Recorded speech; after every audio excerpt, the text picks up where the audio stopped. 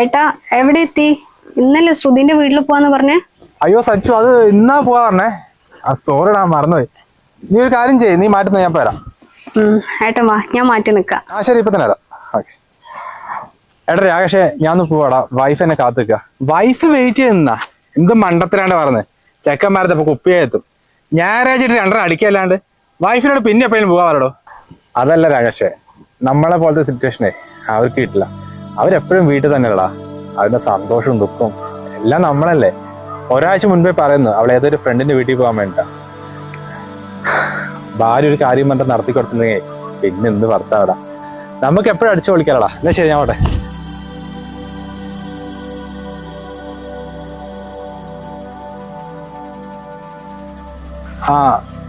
പിന്നെ നീ കുറെ ദിവസമല്ലേ പുറത്തു പോകാൻ, നീ മാറ്റുന്നോ? ഞാൻ പോരാ.